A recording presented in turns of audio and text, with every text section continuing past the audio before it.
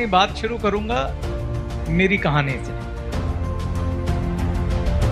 आपको सबको मालूम है ना, कभी मैं भी डायरेक्ट सेलर था, नेटवर्किंग करता था। मैंने नेटवर्किंग शुरू करी थी 1998 में, 1998, यानी आज से लगभग 23 साल पहले। 23 साल पहले जो मेरी स्टोरी है वो ये है कि मैं एक बहुत ही इकोनॉमिकली चैलेंज फैमिली से बिलोंग करता हूँ। 23 साल पहले ट्यूशन पढ़ाता था फिजिक्स की, IIT मेडिकल एस्पिरेंट्स की पढ़ाता था, और छोटा सा एक कोचिंग सेंटर खोल के बैठा हुआ था।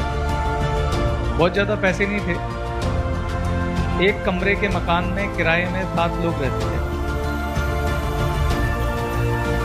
उस समय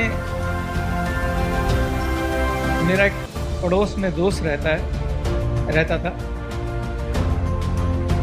वो मुझे एक कंपनी में प्रेजेंटेशन दिखाने ले गया। उसने मुझे बोला, यार पैसे कमाने। मैं कहा कैसी बात कर रहे हो, इसमें सबसे ज़्यादा किसी चीज़ की जरूरत है तो पैसे की जरूरत है।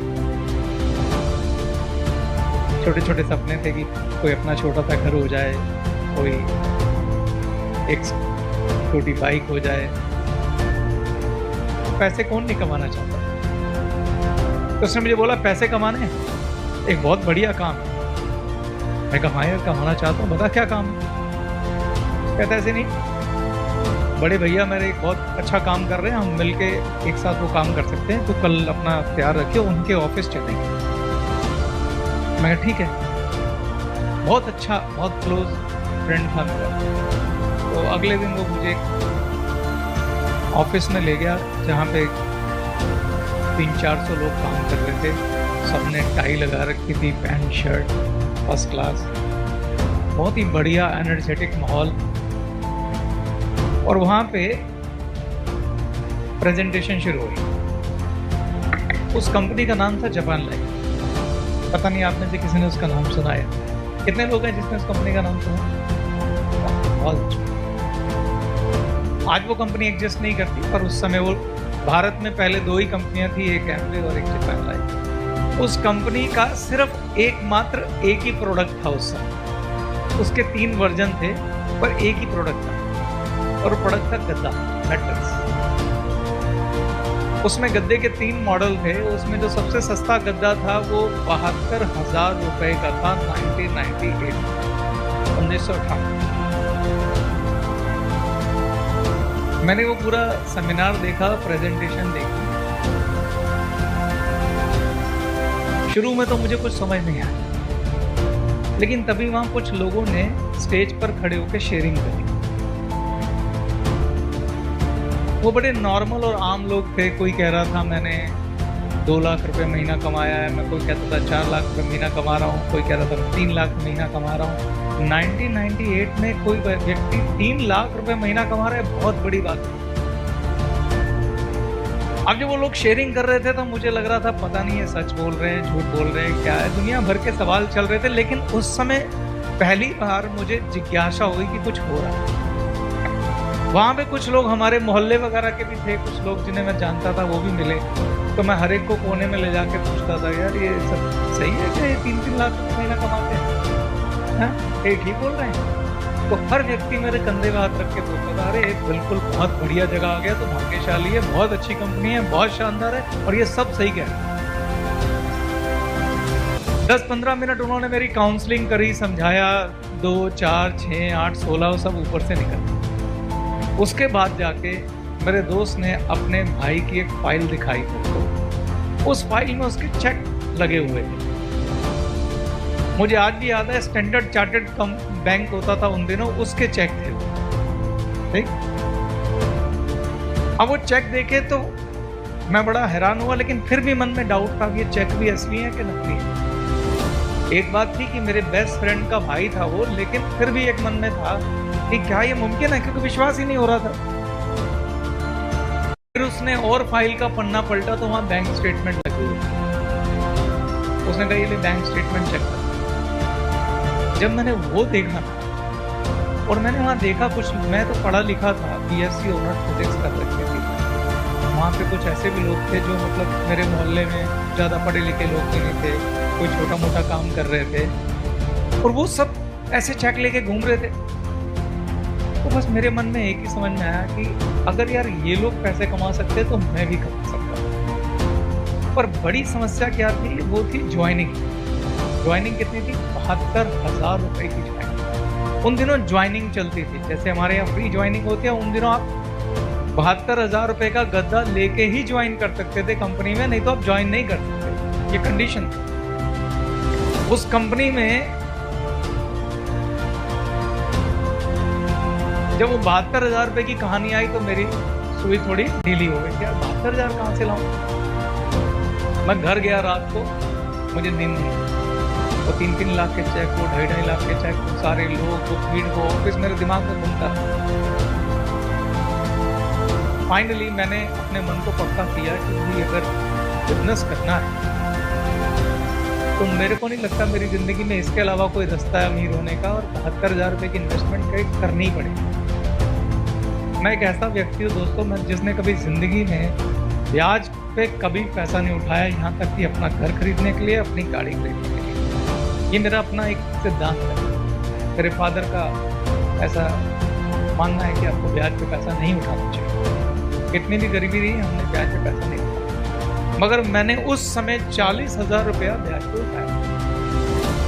आज तक पूरी लाइफ में एक ही बार पैसे उठाए ब्याज पे, और वो थे वो 40,000 वहाँ ज्वाइन करने, और मैंने उस कंपनी को ज्वाइन किया। आप अंदाजा लगा सकते हैं कि 72,000 कितनी बड़ी रकम रही। आज से 21 साल पहले, 23 साल पहले 72,000 आज कितने के बराबर होंगे, कौन बता सकता है? 7-8 लाख रुपए। सोच के देखिए, अगर आपको बोला जाए 7-8 लाख रुपए इन्वेस्ट करने हैं और उसके बदले मिलेगा एक गद्दा, मैग्नेटिक थेरेपी वाला मैट्रेस, वो मिलेगा। कितने लोग हैं जो आप में से रेडी हो जाएंगे? कितने लोग हैं जो कहेंगे मैं ज्वाइन करना चाहता हूँ?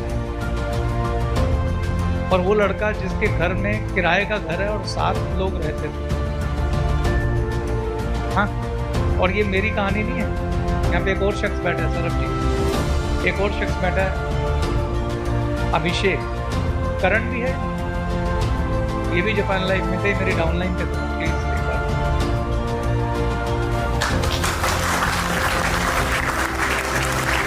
और हम एक जैसे से, अभिषेक भी ट्यूशन पढ़ाता था, सरबजीत भी एक 7,000 रुपए की नौकरी करता था, मुझे आज भी याद है। एक मारुति कंपनी में सेल्समैन था, 7,000 की तनख्वाह थी, और इसको कहा जा रहा है कि 72,000 रुपये रेंज, यानी कि आज के हिसाब से 7-8 लाख रुपए रेंज। आप में से कोई भी हाथ नहीं खड़ा कर रहा कि 7-8 लाख रुपए। तो फिर मैंने कैसे हाथ खड़ा कर लिया था, या सरबजीत ने कैसे ज्वाइन कर लिया था, अभिषेक ने कैसे ज्वाइन कर लिया? हम सब लोअर मिडिल क्लास फैमिली के लोग थे, कैसे ज्वाइन कर लिया? तो बता सकता है? वहाँ की एनर्जी, वहाँ का माहौल, वहाँ की शेयरिंग देखकर आपको लगा कि यहाँ से मैं भी बड़े पैसे कमा सकता हूँ। बहुत बड़ी, काफी करीब है। एक और हाथ खड़ा हुआ है। सर, मेरा नाम परमानंद कोटले है, मैं छत्तीसगढ़ से हूँ।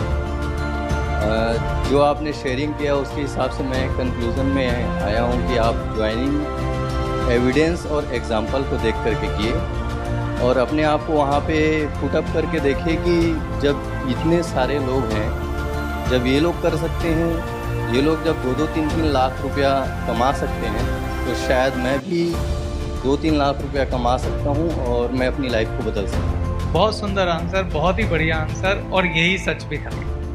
Thank you. आप खुद को भी देख के समझिए।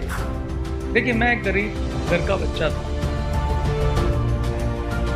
ना तो मैं प्रेजेंटेशन देख के ज्वाइन किया, ना मैं गद्दा देख के ज्वाइन किया। अगर गद्दा देख के ज्वाइन किया था तो गद्दे की कीमत बहुत ज़्यादा थी। मैंने वहाँ पे सिर्फ 2 ही चीज़ें देखी, कौन लोग हैं जो पैसा कमा रहे हैं और कितना कमा रहे हैं। अगर ये कर सकते हैं तो क्या मैं कर सकता हूँ? तो मैंने सिर्फ चेक देख के ज्वाइन किया, माहौल देख के ज्वाइन किया, शेयरिंग देख के ज्वाइन किया, क्योंकि मुझे रात को उनके 2 दूनी 4 दूनी 8 के सपने नहीं आ रहे थे, कुछ चेक्स के सपने आ रहे थे। वो लोग जो शेयरिंग कर रहे थे उनके सपने आ रहे थे, यार अगर ये लोग कमा सकते हैं तो मैं क्यों नहीं कमा सकता। हम सब अपनी लाइफ में इसी तरीके से चलते हैं।